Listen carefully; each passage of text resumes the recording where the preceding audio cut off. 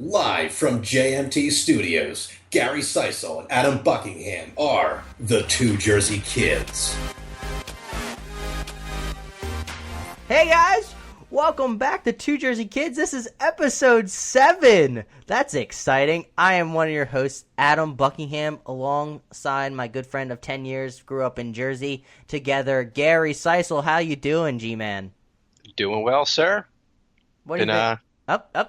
I was waiting for the question there, but yeah, just been playing Destiny and stuff like that. A lot of schoolwork going on, a lot of work also mixed in there. So it's been a little bit of a hectic week. It's been getting more. I feel like the hectic weeks are becoming more common as of recent. But just taking it one day at a time. How about yourself? I'm doing good. You're going to try to de-stress throughout this podcast. Try not to stress out too much. That's good. Good for you, man. Good for you. All right. But yeah, again, it's been a busy week. I haven't had time to play games this week for some reason. This is what happens when you don't do this professionally, so you don't have just specifically that to do. So, yeah. It's been work, going to the gym, trying to sort some other things out.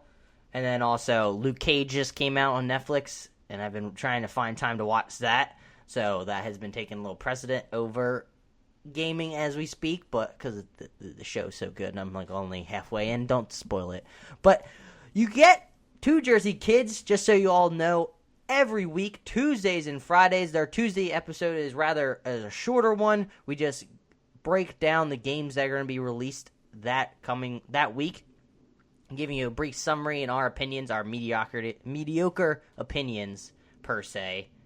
And then this episode that you're listening to with your big, beautiful ears right now is the one where we talk about news that happened throughout the week. And that's released every Friday. Surprisingly, it's today. Good for you. That's how days work. But yeah, remember, you can follow us on Twitter at Two Jersey Kids. You can like our Facebook page. We also have a website where you can find all the previous archived podcasts, even though you can also get that on iTunes feed. But more descriptive versions of more descriptions about the episodes.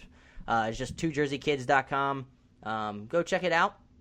Either just listen to us wherever you can. It'd be fantastic. Remember, please give us a rating on iTunes. It really helps. So give us a 4-star, 5-star, 3-star, 2-star, however you want to do it. If you give us 4 stars, give us feedback. Just give us feedback in general. That's all we want.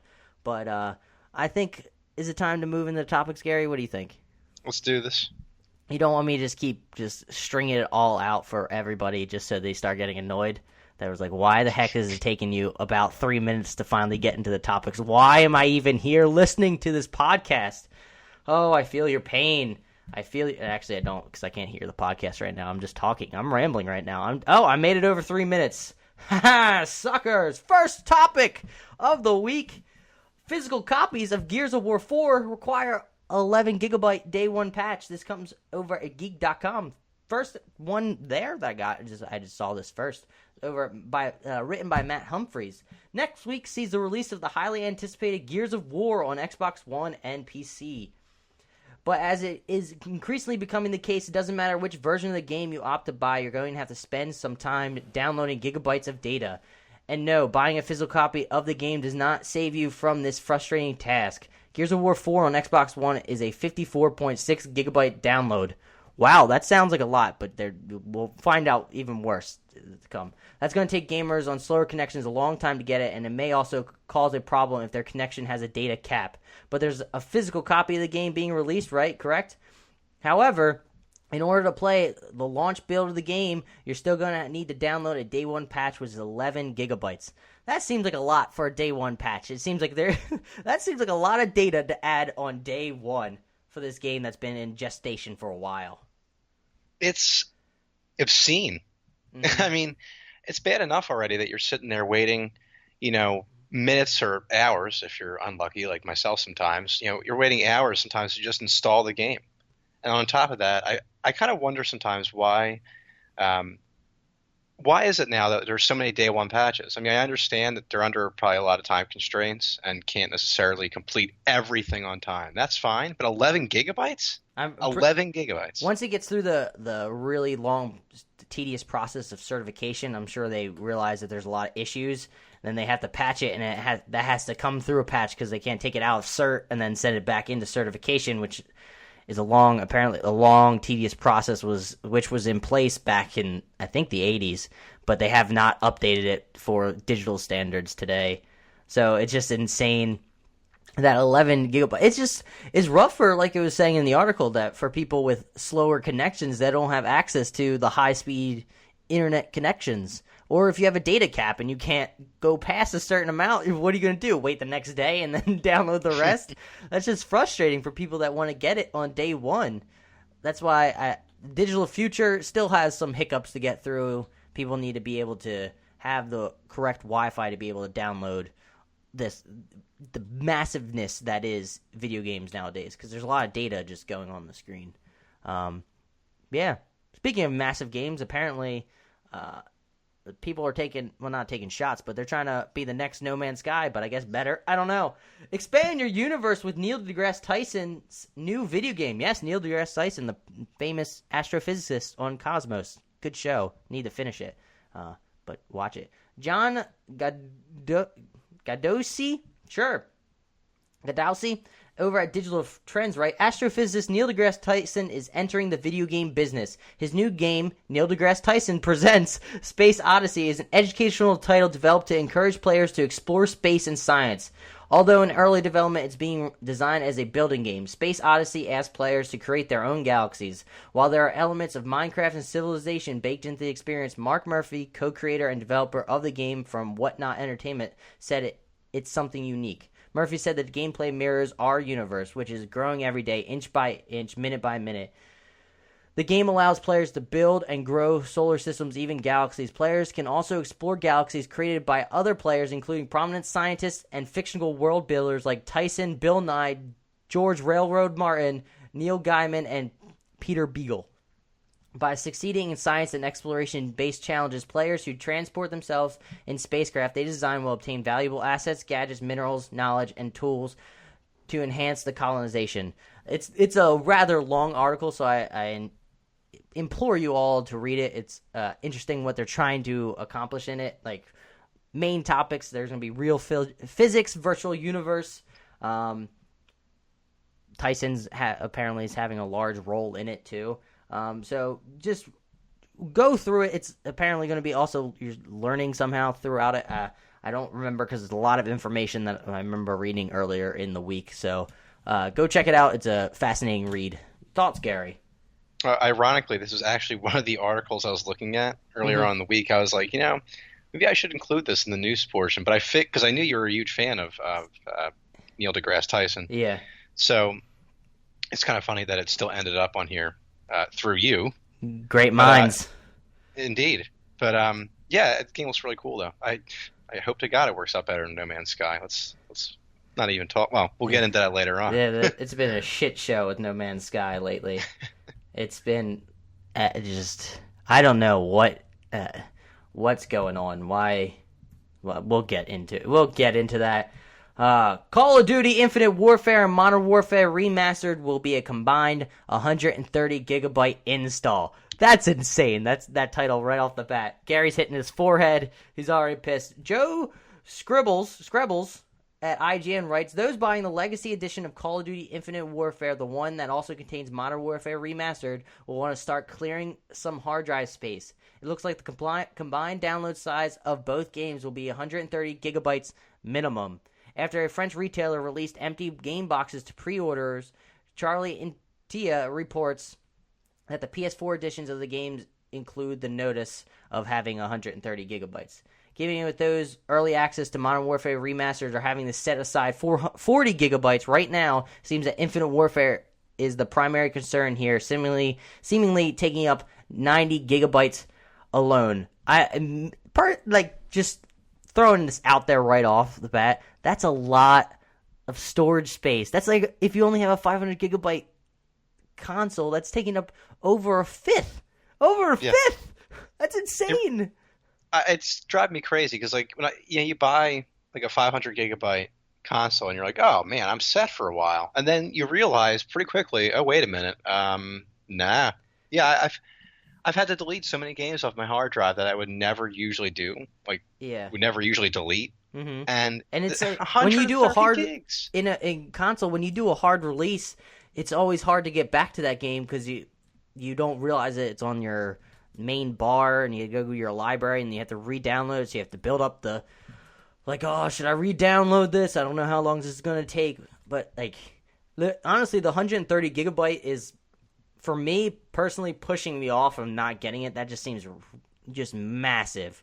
That just seems like way too much space for a game. I don't even know if it's worth that much, because lately Call of Duty hasn't been doing it for me. Maybe Modern Warfare Remastered, I would like to get back in just story mode wise, but that just seems so insane. I mean, like we were talking about, for people with like slow connections, like if they're trying to download it digitally, whatever. You know what I mean? Digitally, there it is. It's going to take them a while. Data cap, it could be a few days before they finally are able to download it. Of course, I had an interaction with somebody over Twitter stating that he's lucky enough that he has like fiber optic cables and fiber optic service, so he can download things super rapidly, and this would only take him a few hours. I'm like, lucky you. You're one in the few.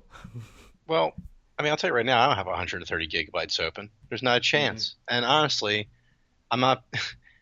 If they were releasing Modern Warfare by itself, I wouldn't mind it.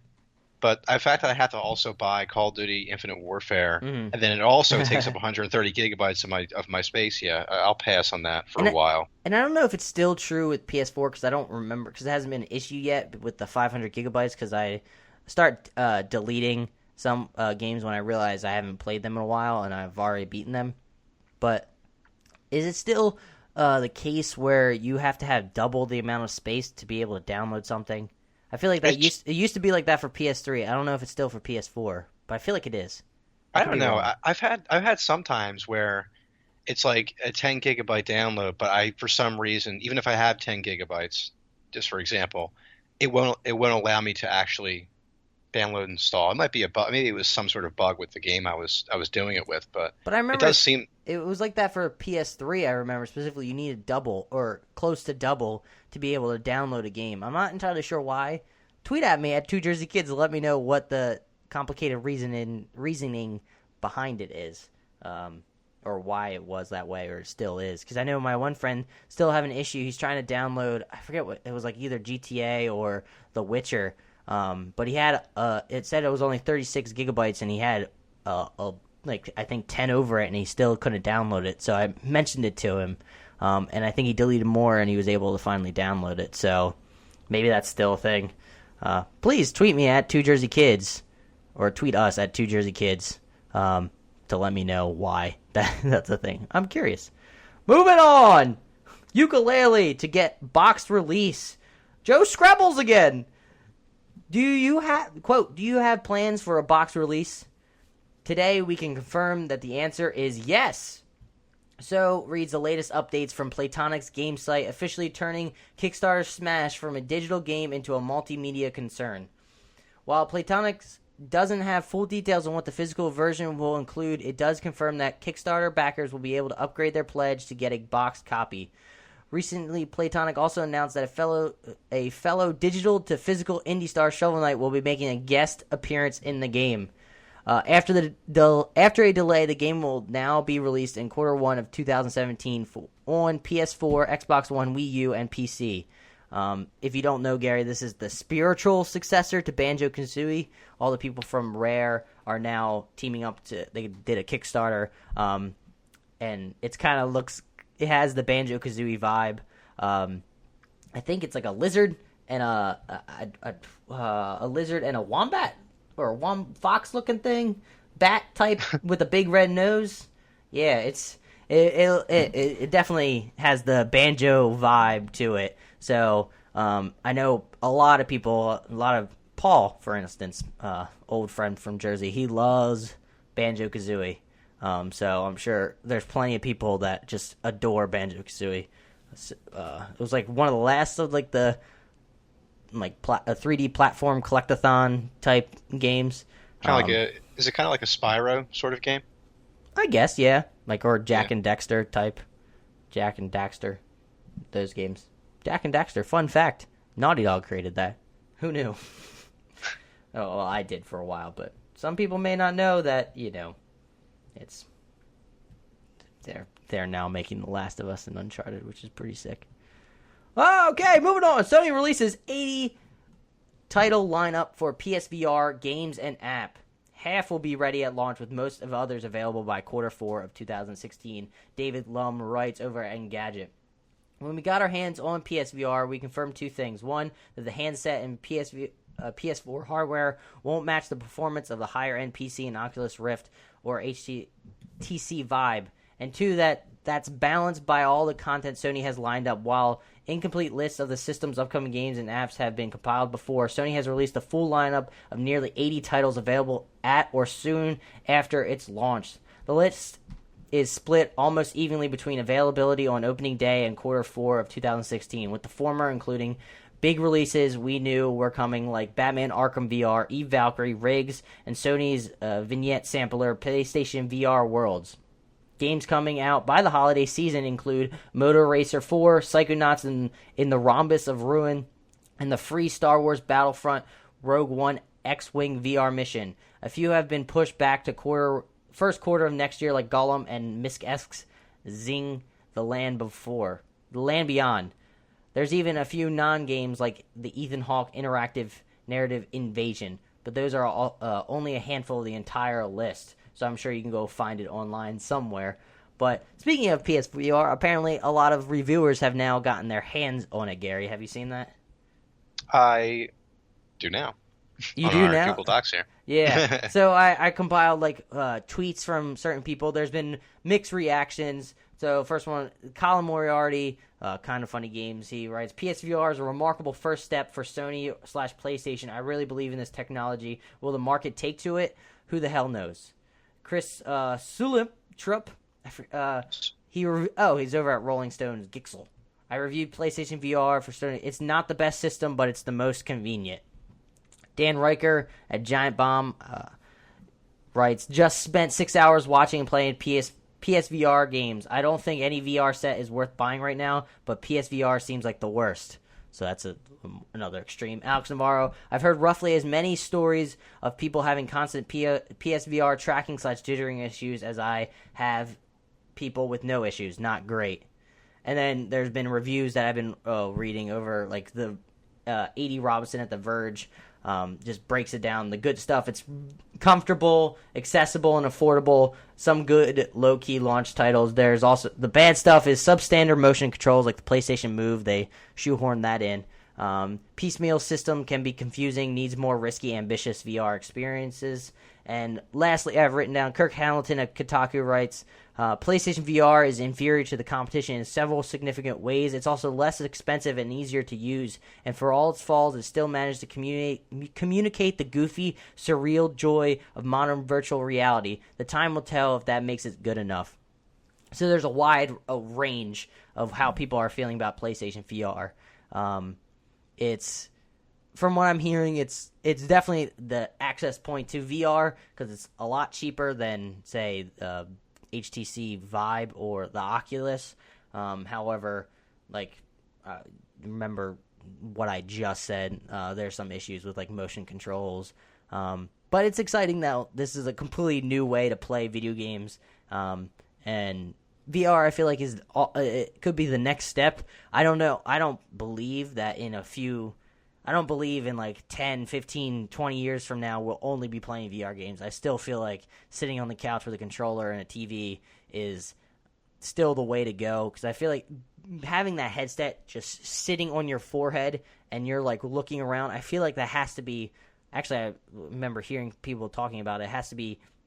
It's mentally taxing because you're sort of – it's weird for your brain because you're just kind of doing things but you're not doing things and you got a screen right up – yeah. Any thoughts, Gary? I have to say I'm kind of surprised about the amount of games that are going to be coming out for this virtual reality stuff. But, I mean, I don't know if it's really – I think that it's – virtual reality's taken a big step. I think it's really improving, but I'm not sure Yeah. if it's really ready yet to really be a Well, it's mainstream thing. definitely moved or improved from the Virtual Boy that Nintendo released so long ago. Yeah, but like that's the thing. It's I think it's like maybe 5-10 years off from really being like something that many people are going to have in their homes. Like I think it's a cool thing if you have the extra money to spend, but I don't think it's something that you know you're going to be like sitting around with your friends and suddenly it's like, oh, let's go play some virtual reality video games. I think a lot of people, like you said, are still going to have consoles and still going to be playing with a controller, but that's just me. It's not a knock against virtual reality. I think you can't knock it until you try it. That's what I keep hearing. Unfortunately, I haven't been able. I've been trying to find a Best Buy or some place out there that will let me try it. There's always a Microsoft store in some mall around me that has it, but there's always a line. Not PSVR, but obviously because it's Microsoft store, but either Oculus or Vive that has like a VR setup, and I always want to try it, but the line is always so freaking long. So maybe I'll get around to trying it, so maybe I'll become a believer. But I still believe it's not going to be, no matter how great it becomes, I don't think it's going to replace sitting down on the couch. I just think it's going to offer a new way for people to play video games, because now we still kind of get the same thing constantly. But it's now offering a new experience for people. And I think it's smart for these companies to get on the ground floor with VR. So once they start making more models of it, then the production costs go down. The equipment inside the machine gets cheaper. Just, business stuff. That's how it works. You can explain to that, Gary, right? You're a business person. It's a lot of economic stuff. That was kind of one of my worst nightmares a few semesters ago. But yeah. All right. Anything left on on VR? Yeah, man, let's keep moving on. Keep moving on. BioWare action RPG Jade Empire now available on iOS. Good old Jade Empire. I remember playing that game. I stopped randomly when I was younger because again, you ever have those moments where you're younger and you're playing this game and it's like for some reason your younger brain can't figure it out or you can't get past a certain area. And I remember coming back to this and I'm like, wow, why did I think it was such a struggle? This game is actually pretty fun. But Mike Fahey writes over at Kotaku, a wondrous combination of martial arts, action, and BioWare storytelling. Jade Empire is a classic action RPG that could really use a sequel. I completely agree. Perhaps today's release of Jade Empire Special Edition on iOS is a step in the right direction. Or not. Aspire Media, the folks behind the iOS version of Star Wars Knights of the Old Republic, have ported BioWare's martial arts epic to touchscreen for only $9.99, so $9.99. Players get the full experience with more than 40 hours of gameplay, and for the first time, achievements. Everybody loves achievements. For those unfamiliar with the game, it's basically a standard BioWare RPG with moral choices, rich characters, followers, and plenty of deep storytelling, only with lots of kicking and punching. I really enjoyed this game. I remember I played. I think I used to get Xbox Magazine back in the day, and I got like a demo disc one with one of the issues, and this was one of the demos. And I played it, but like you said, I mean, I was like 13 at the time, or maybe younger, maybe 12, and I just didn't really understand the whole concept. So it was kind of like I never really played the game after that, but now I may actually do that because considering I have an iPhone and I can buy it and it's cheap. Yeah, maybe get it on the iPad so you have a larger screen. True. Yeah. But I remember we were talking about, I don't know if it was on the podcast, how KOTOR was on iOS like it stated in there, and you were saying that on a phone it seems like that's way too small of a screen to use to play a massive BioWare game that is Jade Empire and KOTOR. Yeah, it's like with KOTOR, it was like it wasn't bad. Knights of the Old Republic, if you don't know. It wasn't bad in the beginning of the game where you're not fighting as many people, but once it gets towards the end, you're going to be in for a serious problem. But I kind of wish I could go back to this time and kind of like play through BioWare. Like this was like BioWare at its prime, I feel like, with the games they were coming out with, like Star Wars Knights of the Old Republic, and then Gary talking shit. Jade Empire, and then Mass Effect in 2008. They really just had like so many games going on, so many great games. They're going to make Mass Effect Andromeda. It's going to be great. I hope so. It's going to be fantastic. I have confidence in them. BioWare, don't fucking let me down, you motherfucker. Okay. But yeah, isn't it fascinating that a game like this can now run on like an iPad? It is. It's insane. It's kind of depressing how fast time is moving. I remember it used to lag on my Xbox, like the original beefy Xbox. I have it sitting right in front of me right now. You still have an Xbox? Yes, sir, dude. I guess to play KOTOR. KOTOR, yeah, KOTOR 1 and 2, and then also Halo, the Mall. Mercenaries. Yeah. Oh shit, Mercenaries, the bomb. I feel like we talked about that randomly. No, we talked about Freedom Fighters. Yeah.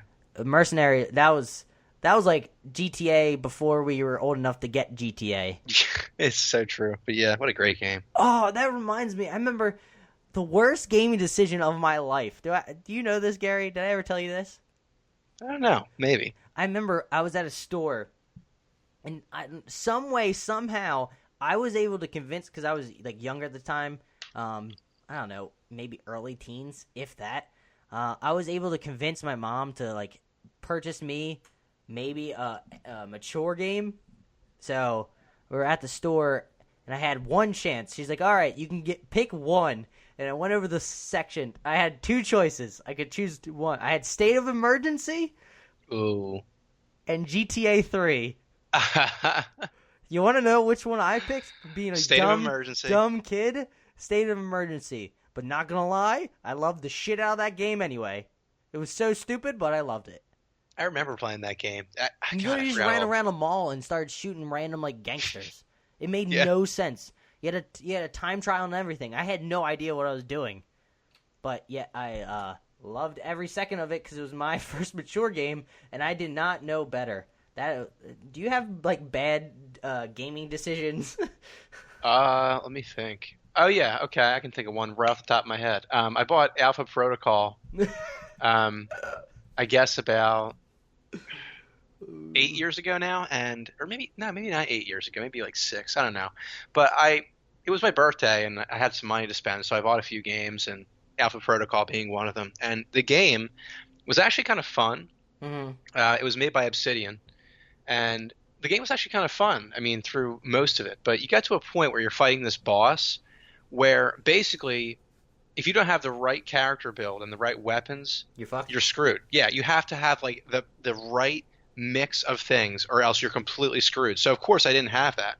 So this boss, like, you're fighting this guy, this Russian rock star guy, who you take his health down, and then he just pulls out coke and snorts it and has health again, and then he becomes faster. And I was like, hashtag video games, dude. That is straight. And I remember I played it, and I'm like, all right, this is fucking ridiculous. So I went online, like any other sane person would do. I'm like, all right, how do you beat this guy? And people were like, you can't. And I'm like, oh, well then, okay. And I just sold the game. I'm like, fuck this.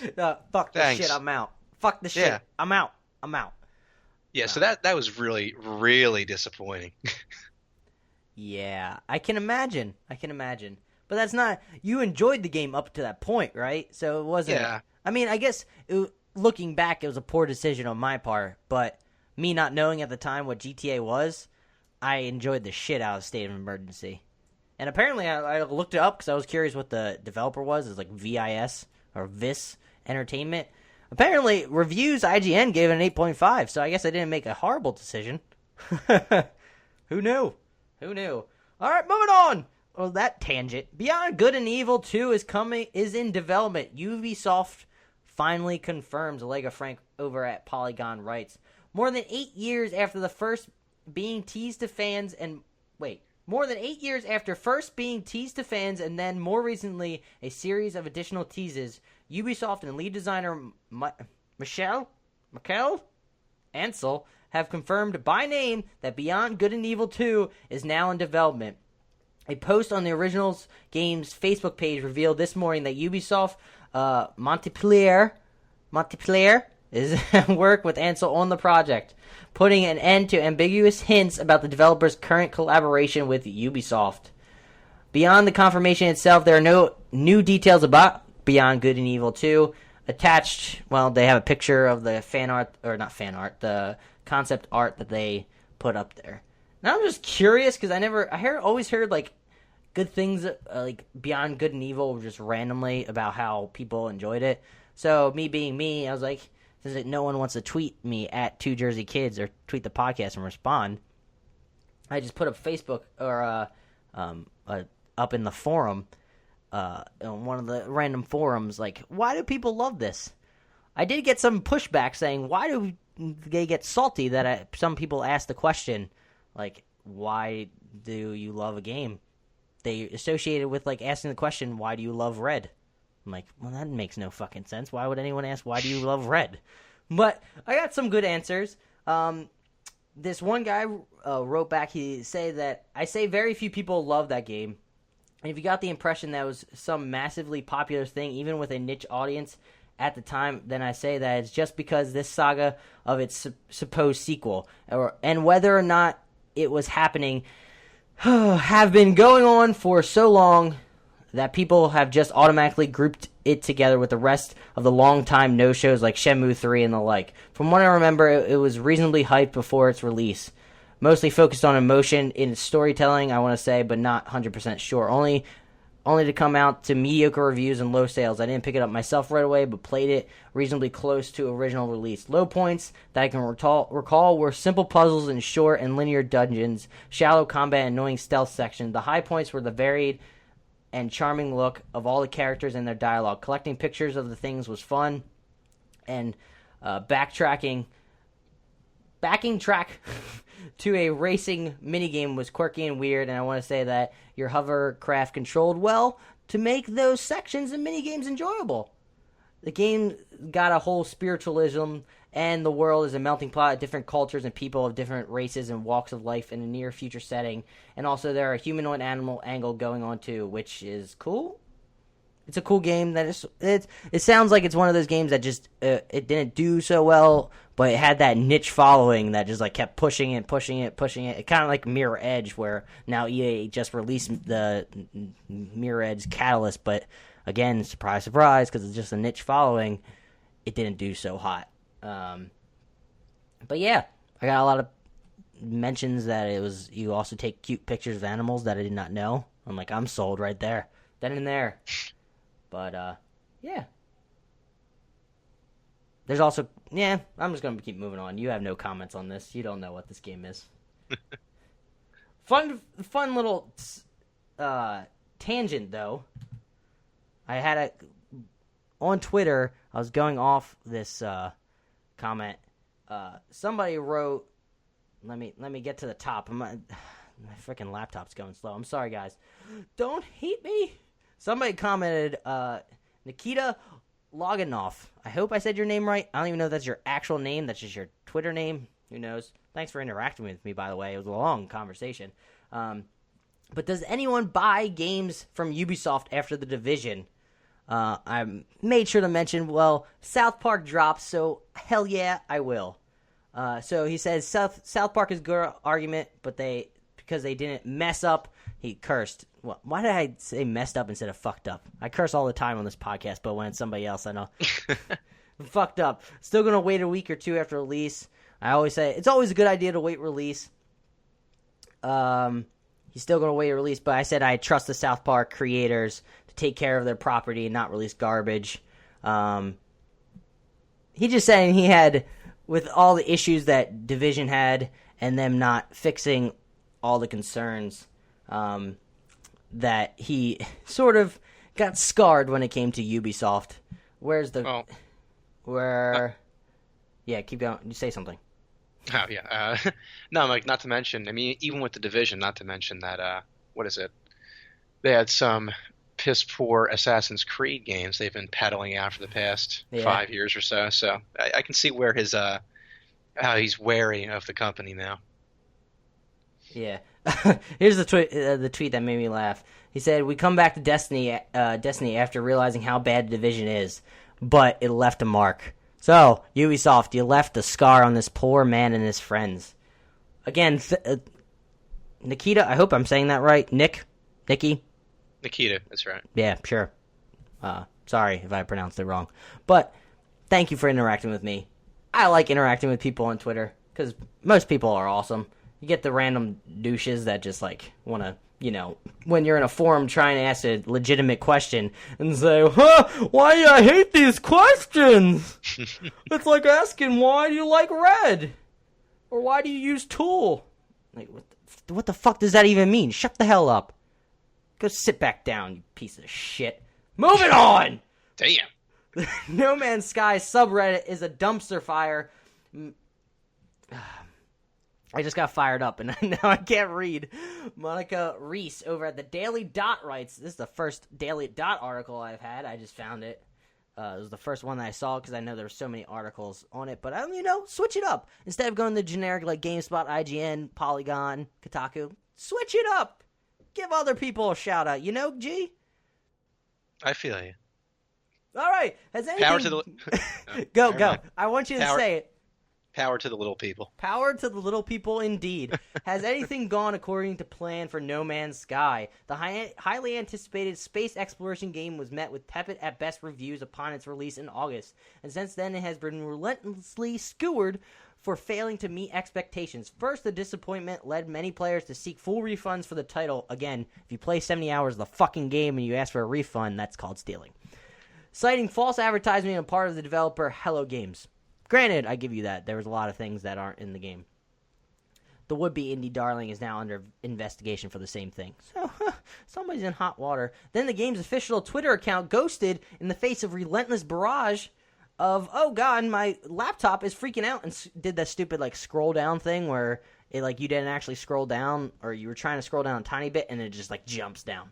But in the face of a relentless barrage of criticism, Hello Games founder Sean Murray describes himself as, quote, the Susan Boyle of video games in his Twitter bio. So it's just the icing on the cake that the Reddit community surrounding No Man's Sky would be similarly struggling with his identity. Moderator Rogue Wolf deleted the No Man's Sky, the game subreddit, boasting 150,000 plus subscribers early Wednesday, saying in an announcement post that the community had, quote, become a hate-filled waste hole of no actual discussion, end quote, and lamenting a lack of moderator support, according to Eurogamer. An alternative subreddit, no_mans_sky, sprang up in its wake, but then Rogue Wolf passed administrative control over to Sporkaside, who reopened the original subreddit, explained that his or her presenter is taking a break. Both communities remain live as of this writing, but the new one claims the old one is, quote, in full censorship mode, end quote, and the old one seems to seek to cobble together a new moderator team. Stay tuned. Man, this is a freaking shit show going on everywhere related to No Man's Sky. I've never seen anything like this in my life related to a video game. I can't remember anything like this. I looked on the Reddit before we actually got on here, and it didn't look that bad, but at least at first glance, I mean, there's people on there that are ranting, of course, but I'm not someone that visits that, specifically, frequently anyway. But Jesus, I mean, could you ask for a worse past 2 months past 2 months for No Man's Sky? I mean, Sean Murray disappeared. What are they doing over there? Let's make a speculation. What do you think they're doing right now? Completely throwing their PR in the toilet is what they're doing. Did they even have a PR team? I don't think so, but my God, I mean, you think you would be able to somewhat do the job? With how many people bought the game, I feel like you should be able to get a PR team. Or just one person that specifically handles that. I wonder how much money they lost on refunds, actually. Like, for all the money they made, how much money they lost by people returning the game. I wonder what the numbers would be. I just don't get it. I just don't get it. What could they be doing right now? Why can't they just say anything? It's just this is why people are infuriated, because they're not hearing anything. I don't know if they know what to say at this point. This is when you get hyped up about a girl wanting to go out with you, and you're texting them, and you go out on a first date. It goes really well. It goes mediocre. You thought she would be you thought you would click more, and then afterwards you try to text them. They respond a little bit, and then afterwards nothing. Fucking hates that. I hate when you don't respond to a text. Let's be real, that sucks. When no one responds, or you get that they accidentally make a mistake, whoever you're texting, and they accidentally hit a button because if you have your iPhone, if you just hit a button, the little dots come up and they last for 30 seconds. Be like, ha! I know you fucking saw my text because you're about to type, but you didn't type. You just let it go. You just let it fucking go. Or you just get that okay. Or K. The K is the worst. K. My girlfriend fucking hates K. That's why if I never say it, because if I do, I will be skewered completely. Worse than No Man's Sky is being skewered right now. Look at that, bringing it all the way around. You thought I couldn't do it, people. You thought it couldn't be done. Well, I did it. So I don't know. Skyrim and Fallout 4 will get mods on PS4, but there's a catch. Jordan DeVore writes at Destructoid. Xbox One players began tinkering with mods for Fallout 4 back in May, but the rollout on PS4 or PlayStation 4 hasn't been so straightforward. After notifying users that the update was being delayed on the console, Bethesda eventually made it clear the holdup wasn't on its end. Quote, Sony has informed us they will not approve user mods the way they should work, where users can do anything they want for either Fallout 4 or Skyrim Special Edition, end quote, Bethesda explained in September. That seemed to be the end of it. This pushback has been a decidedly bad look for Sony in recent weeks, and it was only going to get worse as people picked up this month's high-profile Skyrim re-release. I completely forgot that Skyrim was getting re-released. That's insane. I don't even know how I'm going to find time for this game, or any game, really. I'm excited this week for Mafia 3, but I'll talk about that later. Thankfully, the companies have reached an agreement to deliver mod support for both titles. Not so thankfully, it's relatively limited. Quote, mod support will come to Skyrim first, Bethesda explained in a blog post. We and Sony have worked hard to make this possible. Mods on PS4 will allow you to modify and create your own content by using our creation kit available here. Well, it's a hyperlink, so not available here. You can't really click on my voice.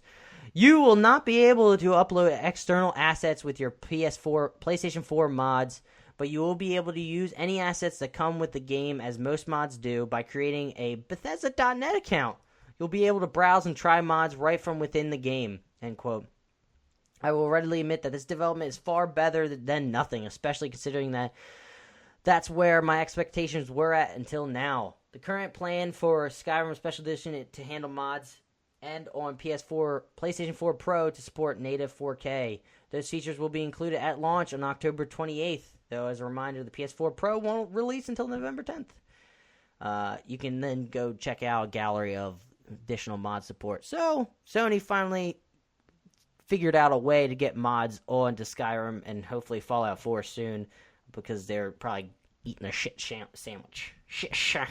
Yeah, basically they caved. But I'm glad they did, because I'm glad that Skyrim is actually going to get the mods that it should be getting. I mean, mods just can make the game 10 times better, not to mention it adds on to the content. So I'm really excited. I've actually been looking forward to getting this game now for quite some time. So you're going to divvy up the money to get it?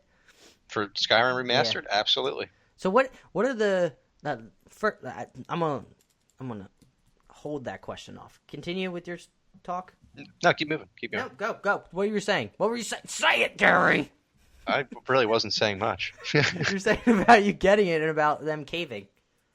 Yeah, no, I'm just really looking forward to getting the game and getting back and basically playing through Skyrim again, especially because the PS3 port was so shoddy in spots. I felt like the game was at times glitchy, and I felt like sometimes there was almost a lag between controller and TV. Like it was just it felt like it was kind of just thrown together. So I'm looking forward to seeing how it performs on the PS4.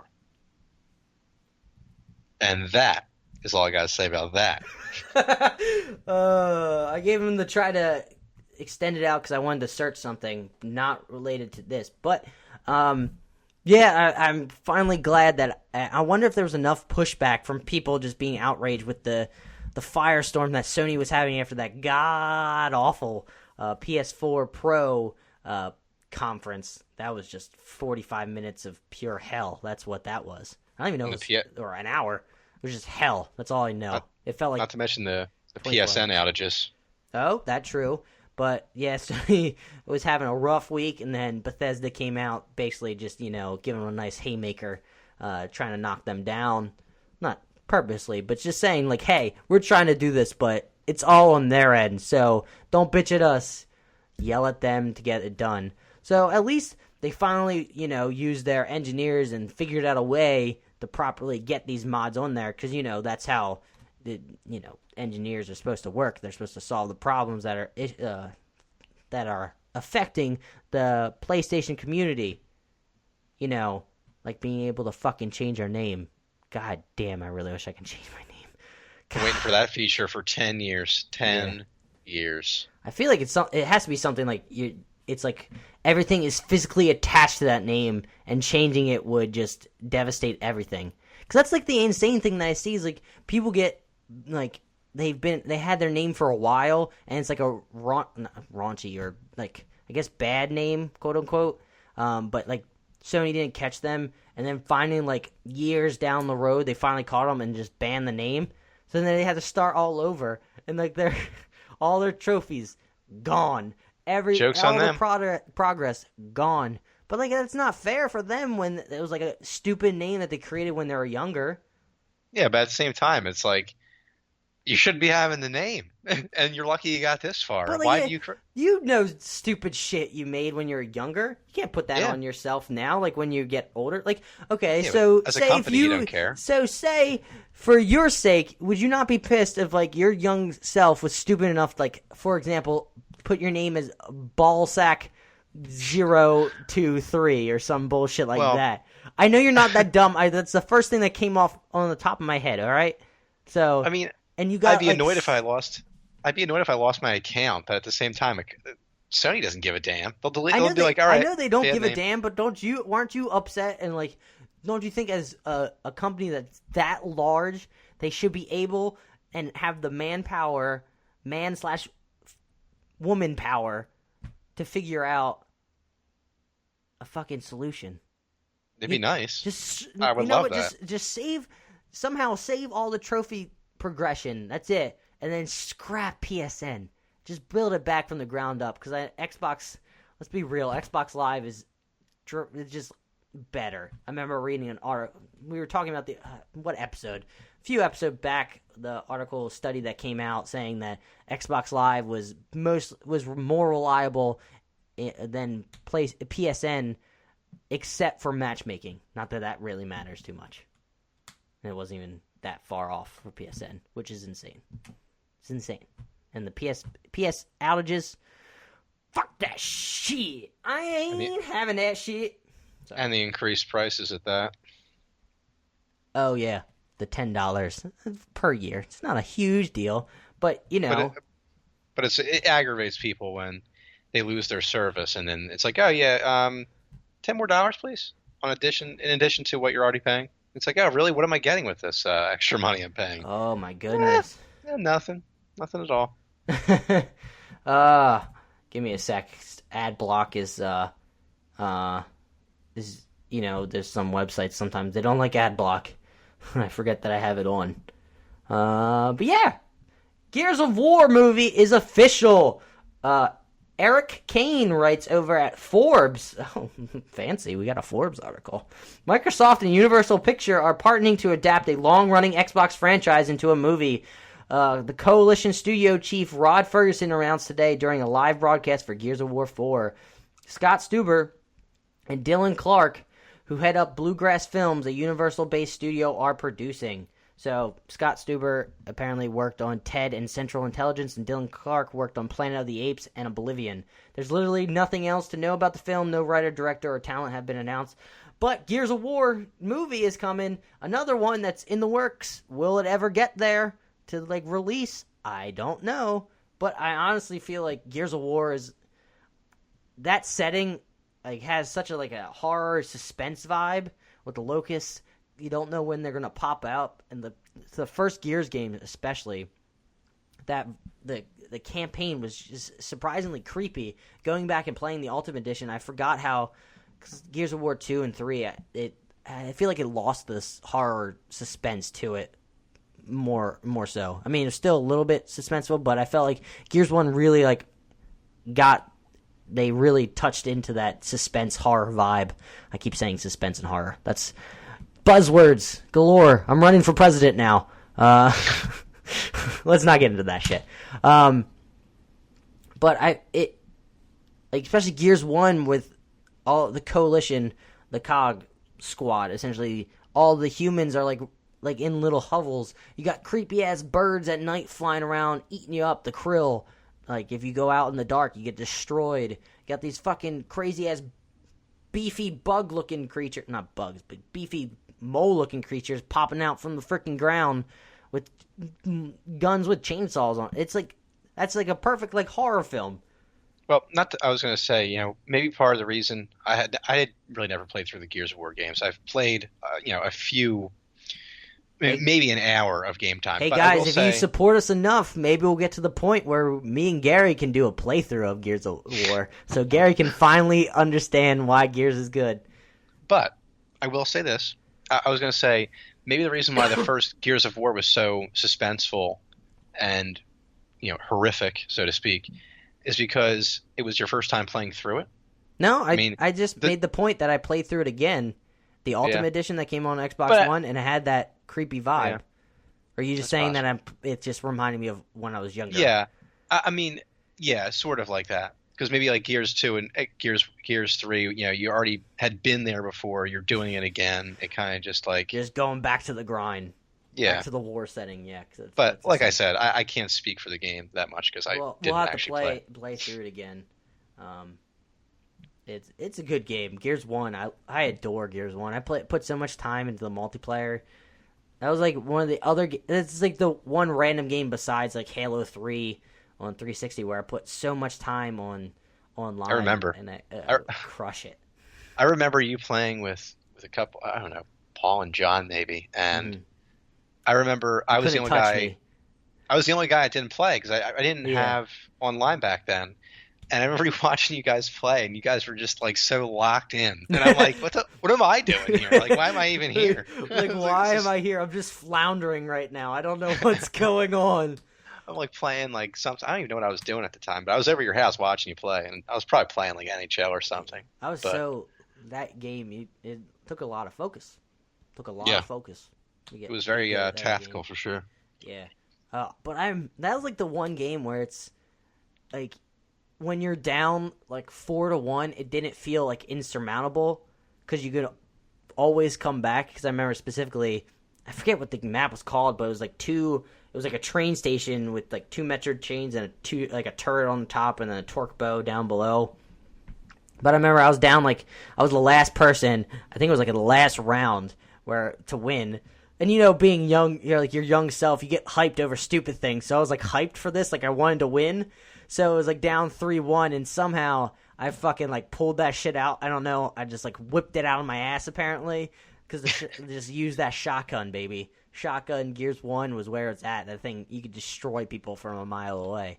But just there was nothing more satisfying than like somebody running up on you and you just having your shotgun at the ready, and you hit them and you just feel the vibration and then go and they splatter into a bunch of pieces. I'm like, yes, greatness. Oh, I love that game. Last article, Gravity Rush 2. Gary's like, what the fuck is this? It's not even on the Google Doc. I was about to say I forgot to add this earlier. Kirishiro Toyami over on the PlayStation blog writes, in July, we announced a release date for Gravity Rush 2 that we felt most appropriate for the title. Since then, though, production is proceeding smoothly. The landscape for the release has changed dramatically. Gravity Rush 2 is the conclusion of Kat's journey, so we want players to have enough time to dive deep into her story. In addition, as a lot of work went into online features that allow for asynchronous player interaction, we want as many people as possible playing the title at the same time. Thus, after careful deliberation, we have decided to change the release date of Gravity Rush 2 will now launch on January 20th, 2017, so pushed back a month. They go on to apologize, but I guess it makes sense.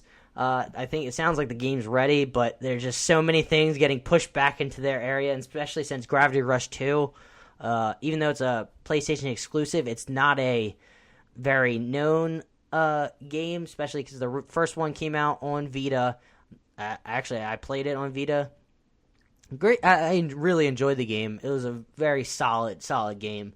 I liked it. It had a comic book style storytelling. But they just released the remastered version on PS4. So if you're interested, I'm not sure how much it is, but if you're interested, go check it out. I really I liked it a lot. So I don't know if I was probably gonna wait to get Gravity Rush 2, basically just because there's so many things coming out this holiday season.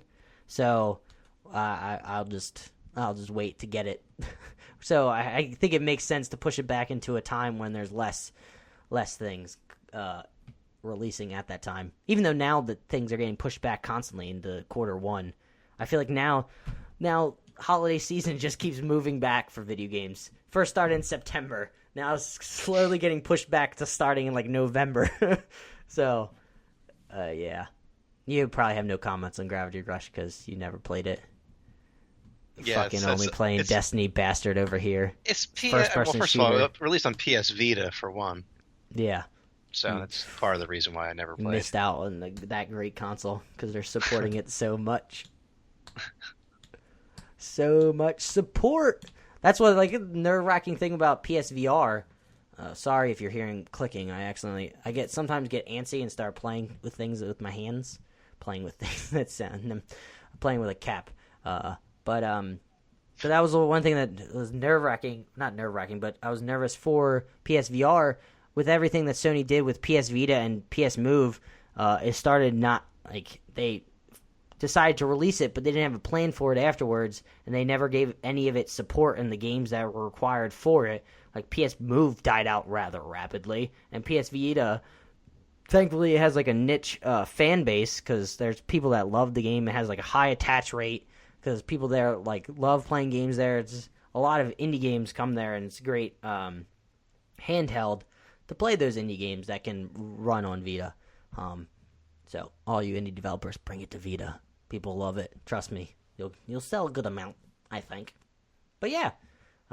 Speaking of games this holiday season, this is the question I wanted to ask, but I pushed it back to ask now. What games are you definitely getting this holiday season, Gary? 100% guaranteed. God, well, I had to think about what games are actually coming out this holiday season.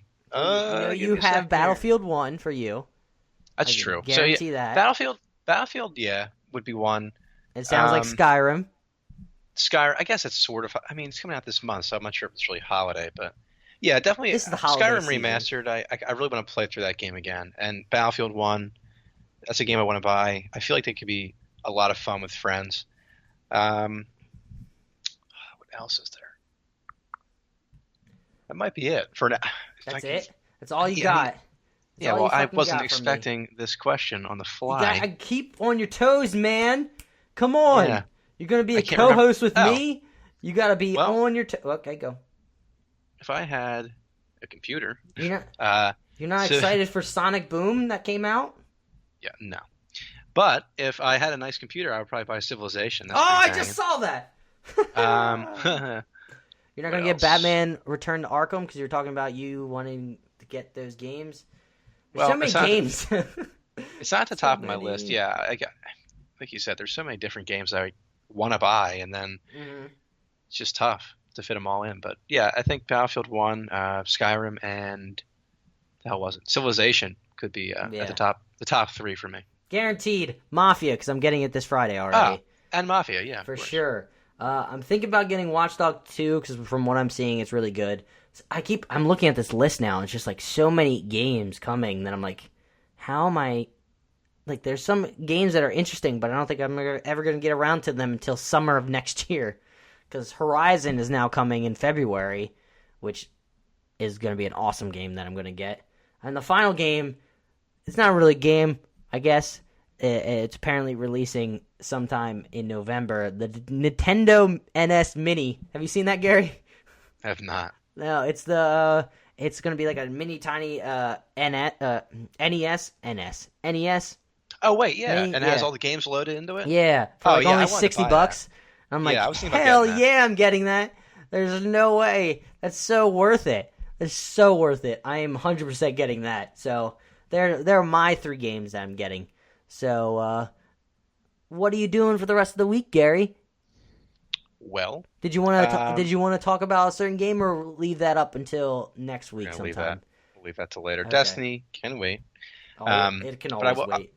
Oh yeah, of in course. my opinion. But I will be playing Destiny probably this weekend when I get the time. NHL, obviously, it's basically been the same 2 games in the rotation for an infinite amount of time. Mm-hmm. But yeah, NHL 17 has been surprisingly. I've been enjoying it. Has had a long life with me. Like it hasn't. Even though it just came out. Yeah, but what I mean is I haven't faced a team yet that like has to rely on any like sort of glitch goals because I haven't really found a lot of glitch shots or anything. If you guys don't know, he's talking about the club that's online with NHL 17. Well, it could be just online play too, just playing against other people. But yeah, I like playing against people. I haven't seen as many glitch shots or anything like that, so it's been like a lot of fun. Actually, I haven't like had many times where I'm screaming at my television like, why do you have to win by glitching? So, sports games always make you mad. So Destiny NHL. That's my plan. Nice. And football, fantasy. Well, no one gives a fuck about Actually, I like fantasy football a lot, but I maybe people listening don't. Even though it's always a good thing to get into, it's fun, I think. But surprisingly, Gary, my pro character in NHL 17 made it through a full week of play. Wow. It did not get injured. For new listeners out there, the past few episodes I've been talking about my experience with NHL 17, especially Be a Pro mode. That's the one I specifically been playing. I started playing. I got through like a month or two of the games, and then my guy got knocked out for 80-some days. I came back, played 2 games, got knocked out for another 25 days, got to the playoffs, played the first 2 games, got knocked out for 90 days. Then I got drafted, and now I've been playing the first week with the Washington Capitals. Have not gotten a concussion yet. I feel like my guy is going to be brain dead by the end of his career. I was just going to say that, too. It's going to be like Rocky 5 all over again. Talking like this. Yo, Adrian. Man, you have such a good imitation of him. It's top notch. It's like if I close my eyes, I think you're Sylvester Stallone right now. I think all you have to do is just sound like an idiot, and bang. There you go. And also I want to get, but Mafia is coming now, releasing Friday. Girlfriend is going out of town. She's going up to Pittsburgh, so I have a weekend to, play this game, really dive into it. I'm pretty upset, though. I want to play more of Darkest Dungeon because I love that game. It's awesome. You should get it, Gary. It's not that expensive. You should check it out. Really check it out. All you people, check it out. Fucking check it out, okay? All right. Well, that has been episode 7 of Two Jersey Kids. Thank you all for listening. If you're a continual listener, if you're a subscriber to the podcast, thank you. We love you so much.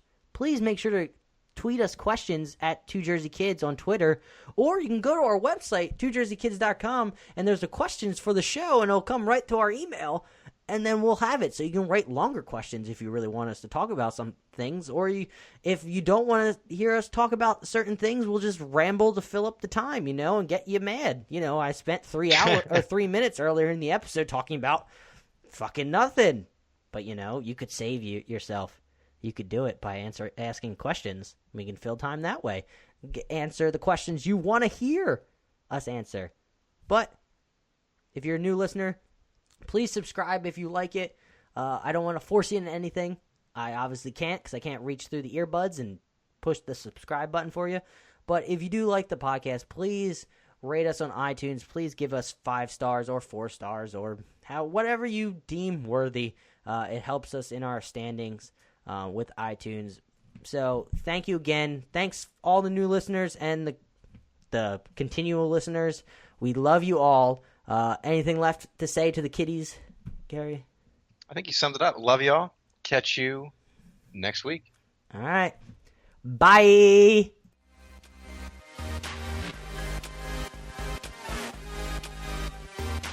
Thanks for watching. Gary and Adam have left the building.